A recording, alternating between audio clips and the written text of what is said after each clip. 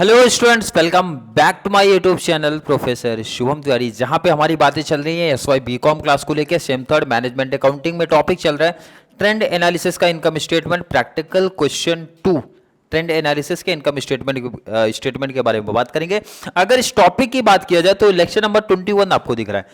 ये ऐसा टॉपिक है जहां पे नंबर ऑफ लेक्चर्स आपको, आई थिंक, मुझे जहां तक लग रहा है लगभग जाएंगे आपको 40 लेक्चर्स, मतलब कंप्लीट प्रैक्टिकल बता रहा हूँ, प्रैक्टिकल 40 जाएंगे। जिसमें पहले तो हम लोग ने बैलेंस शीट क्लियर किया। लेक्चर नंबर 18 तक की हमारी बैलेंस शीट चली।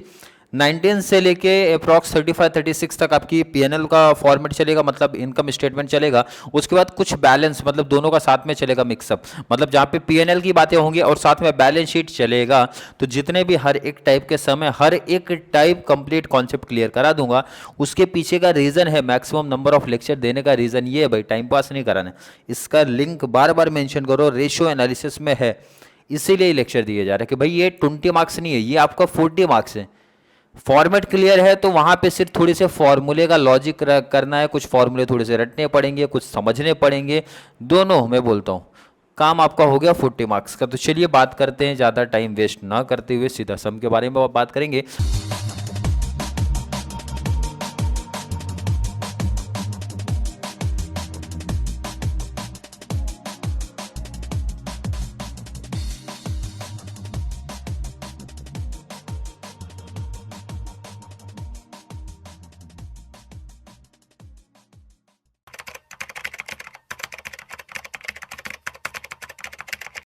पार्टी का नाम लिखने का भाई, vertical revenue statement and trend analysis.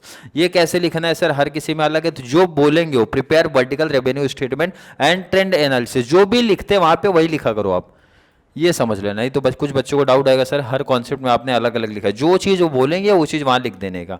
जितने भी ईयर है भाई 12, 13, 14 है, उसी का उतने का ट्रेंड अपना आ जाएगा।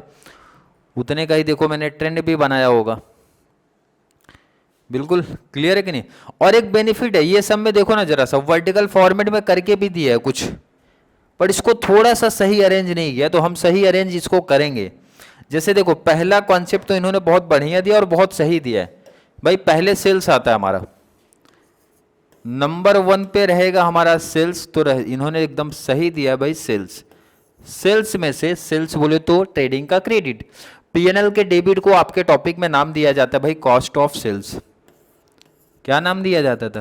Cost of sales. और आपको जरा थोड़ा सा भी अगर फाइनल अकाउंट आपने प्रैक्टिस किया था तो ट्रेडिंग के क्रेडिट जीपी, सेल्स को टैली करते थे, टैली करने के बाद जो आया इधर अमाउंट लिखा, पीएनएल के सॉरी ट्रेडिंग के डेबिट को माइनस किया, जो डिफरेंस आया लिखते थे आप ग्रॉस प्रॉफिट। इसका मतलब सर मिलेगा आपको ग्रॉस प्रॉफिट का कॉन्सेप्ट मिलेगा, gross profit. But sir gross profit कैसे मिलता था?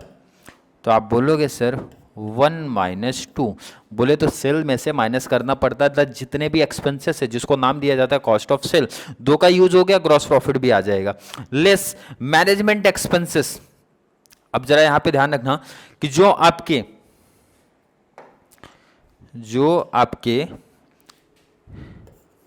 फोर्थ पीएनएल वाले खर्चे हैं, उनको आपके टॉपिक में नाम दिया गया है ऑपरेटिंग एक्सपेंसेस। यही बच्चे थोड़ा सा कंफ्यूजन में आते हैं, बट कोई दिक्कत नहीं। ऑपरेटिंग एक्सपेंसेस करके हमेशा बोल रहा हूँ अंडरलाइन किया करो, हमेशा अंडरलाइन करने का। इसके अंदर 3 चीज़ें आती है हमारी। एक तो ऑफिस एक्सपेंसेस करके आता है, बट सर ऑफिस एक्सपेंसेस तो लिखा नहीं है, बट देखो ना इधर मैनेजमेंट एक्सपेंसेस लिखा है, वो इसका यहाँ लिखा जाएगा।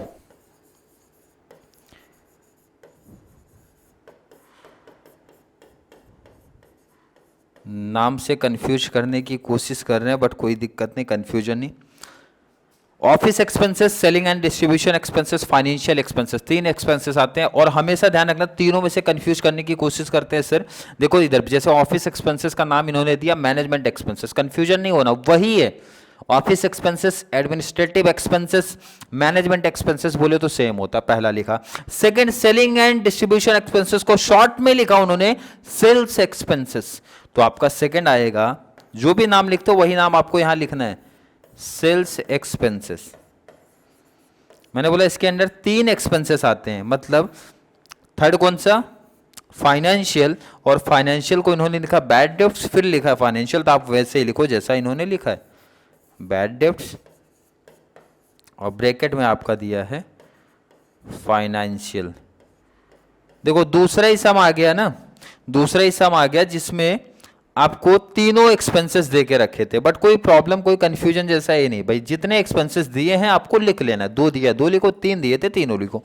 अब तीनों का टोटल कर दो भाई, क्या मिलेगा सर, टोटल ऑपरेटिंग, क्योंकि ये तीनों उसी के अंडर आए हैं ना, टोटल ऑपरेटिंग एक्सपेंसेस, भाई इन तीनों का टोटल किया। क्लियर है? अब ध्यान से देखो जब ऑपरेटिंग एक्सपेंसेस का टोटल आ गया, ऊपर क्या दिख रहा है सर, जीपी, जीपी में से ऑपरेटिंग एक्सपेंसेस को माइनस किया तो अपने को मिल जाएगा नेक्स्ट, बोले तो भाई फिफ्थ, या फिर आप इसको अगर फिफ्थ लिखते हो तो इसको लिखो 6, और यहां पे लिखो क्या मिलेगा, ऑपरेटिंग प्रॉफिट मिलेगा। क्या मिलने वाला है, ऑपरेटिंग प्रॉफिट्स।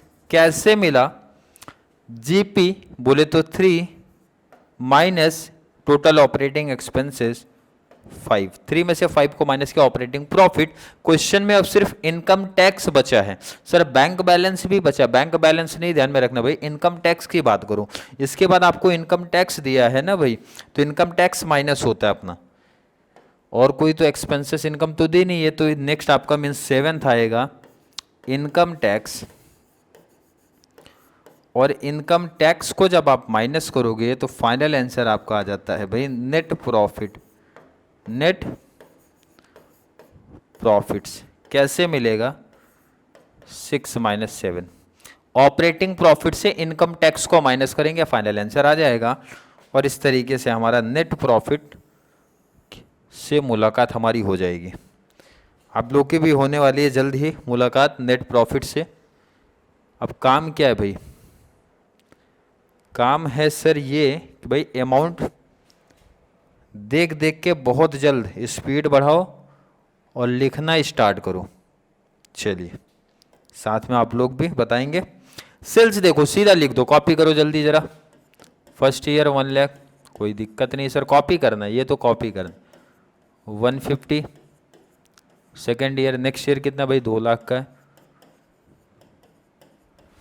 चलिए COGS कितना था, कॉस्ट ऑफ सेल्स कितना देखे रखा है, वो भी क्लियर है, लाइन टू लाइन दिख रहा है, देखो कितनी अच्छी बात है। 60 90 1,20,000, कोई दिक्कत नहीं होनी चाहिए आपको। और देखो ना माइनस करेंगे क्या मिल जाएगा, जीपी सामने दिख रहे हैं कि नहीं भाई, जीपी 1 माइनस 2 माइनस करो, 1 लाख से 60,000 माइनस किया कितना बैलेंस 40,000, 150 से 90 माइनस किया कितना बैलेंस 60,000, ये माइनस किया तो कितना बैलेंस 80,000। कोई दिक्कत नहीं होनी चाहिए किसी बच्चे को। चलिए सम को जरा आगे बढ़ाते हैं। आपने जीपी निकाला, जगह नहीं बच रहा भाई, बहुत अरेंजमेंट करना पड़ रहा, क्वेश्चन को साइड कर देना, अब जगह बन गई हमारे लिए।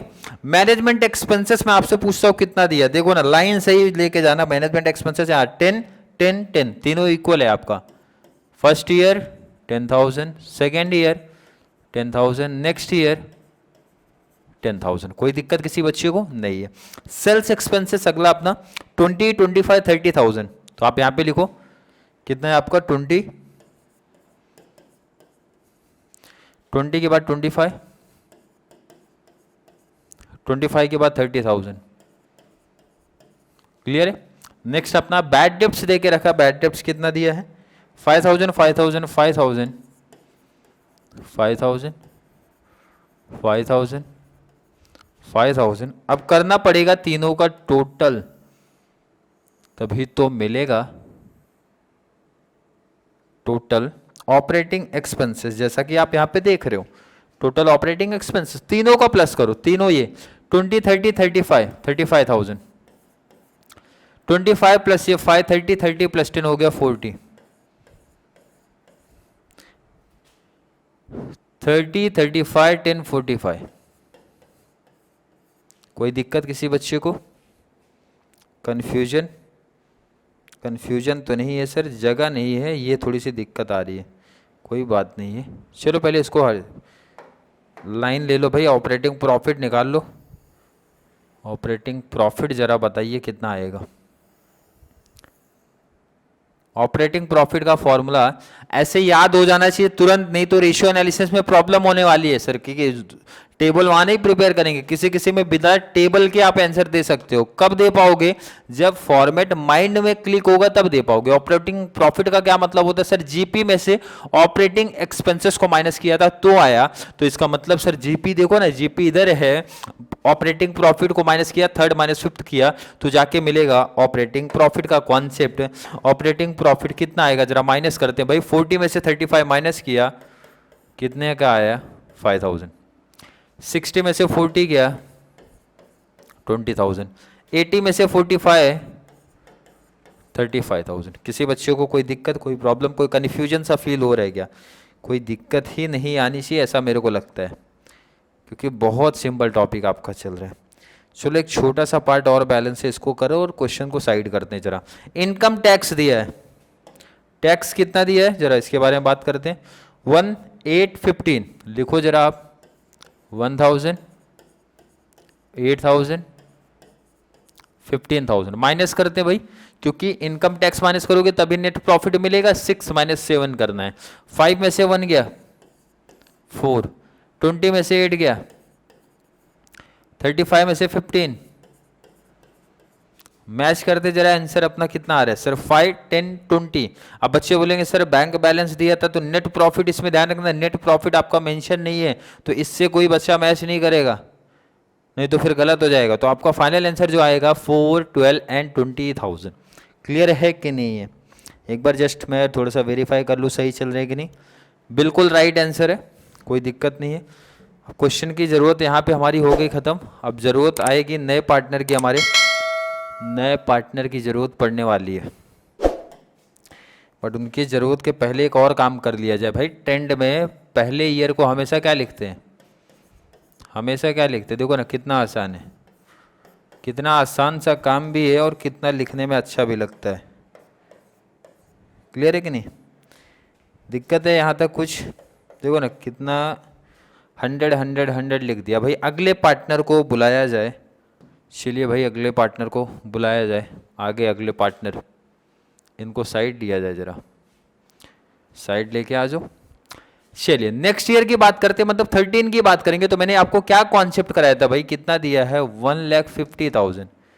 4 जीरो पहले से है, डबल जीरो और ऐड करो, डिवाइड बाई फर्स्ट ईयर 1 2 3 4 5, कितना आ गया? 150। कोई दिक्कत किसी बच्चे को नहीं होनी चाहिए। अमाउंट देखो ना, जिस ईयर का है उस ईयर का अमाउंट ले लिया सर 90,000। मैंने बोला था डबल जीरो लगा दो, डिवाइड बाय 60,000। 1 2 3 4 आ गया 150%। देखो 150 150 चल रहा है सब। आगे बात करते हैं 60,000, डबल जीरो ऐड करो, डिवाइड बाई 40,000, कितना आ गया? 150। ये भी 150, क्या बात है। 10,000 10,000 तो ये तो सेम ही है, तो सर सोचना ही नहीं है, 100 आएगा। 5,000 5,000 तो इधर भी सोचना नहीं है, 100 ही आएगा। इसमें चेंज होगा 25,000 25,000, डबल जीरो ऐड करो, डिवाइड बाई 20,000, कितना आ रहा है? 125। इजी लग रहा है कि नहीं लग रहा है? इजी है कि नहीं है? आई होप हर एक बच्चों को इजी लग रहा होगा भाई। बगल वाले को भी साथ में लेके चलो ना। नेक्स्ट ईयर को 2 लाख 1 लाख सीधा डबल हो जाएगा भाई, 200। 120 60 ये भी डबल हो जाएगा, 200। 40 80 डबल हो जाएगा, ये भी 200। डबल का मतलब समझ रहे हैं कि नहीं? परसेंटेज भी डबल हो जाएगा भाई। 40,000 80,000 तो डबल परसेंट। 10,000 10,000 सेम है, तो इसका मतलब कोई डाउट नहीं, सेम रहेगा। 20 30 कितना है भाई? 10 का इंक्रीमेंट 150% आएगा। कुछ बच्चों का डाउट आने वाला है कि सर कैसे भी लिख रहे हो, डाउट आ रहा है ना कि भाई कैसा लिख रहे हो, तो कैसे लिख रहे भाई? लॉजिक लगाया करो भाई। 5,000 था तो 100 सेम है तो सेम रहेगा। हाँ 10 10 था सेम लिखा, बट सर ये कैसे आपने लिख दिया 20 30? 10 का इंक्रीमेंट, भाई हाफ का इंक्रीमेंट हुआ ना, 10 का इंक्रीमेंट हाफ बोले तो 50% का। और अगर नहीं है कोई दिक्कत नहीं भाई, कैलकुलेट लिख लो ना भाई, 30,000 डबल जीरो ऐड किया डिवाइड बाई 20,000 लिया, आ गया 150%। देखो ना आया कि नहीं आया, आसान सा है भाई, कैलसी दे दिए हैं भाई, खेलते रहो इसी में। आगे भी चलिए, थोड़ा स्पीड बढ़ाते हैं। 20,000 किधर कहाँ तक हो गया अपना, इधर बाकी है। ये कितना है 40,000 लिख लो, डबल जीरो ऐड किया डिवाइड बाय 35,000 कितना आ रहा है 114.285 बोले तो 29 कर दो, राउंड फिगर करो। Next year 20,000 double zero add किया डिवाइड बाय 5,000 कितना है 40%। ये कितना है देखो ज़रा, 8,000 डबल जीरो ऐड किया डिवाइड बाय 1,000 कितना है 800। क्लियर है, 80 आएगा। एक बार मैच कर लेते हैं भाई, कितना था 8,000 double zero divide by 1,000 800। Clear है, क्लियर है बिल्कुल। चलिए नेक्स्ट कितना है आपका 12,000 डबल जीरो ऐड करो डिवाइड बाई 4,000 कितना है 300। कोई दिक्कत लग रही है, कोई दिक्कत कोई प्रॉब्लम नहीं होनी चाहिए। क्लियर है, चलिए आगे बात करेंगे। लास्ट आपका जो बचा हुआ है 2-3, ये कितना 45,000 double zero divide by base year 35,000 किया तो 128.57 128.571 तो 57 ही रहेगा। चलिए नेक्स्ट बात करेंगे जरा, 5 4 जा तो 5 7 जा, ये 70 आएगा। कैसे देख लेते हैं, 35,000 मैंने बोला 35,000 लिख दो, डबल जीरो ऐड करो डिवाइड बाय 5,000 कितना है 700।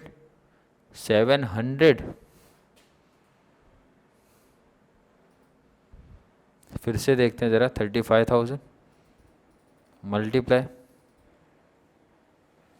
100 डिवाइड बाय 5,000 700। ये ध्यान रखना है 400 फिर आया होगा। चलिए दो लास्ट बचे हैं, 15,000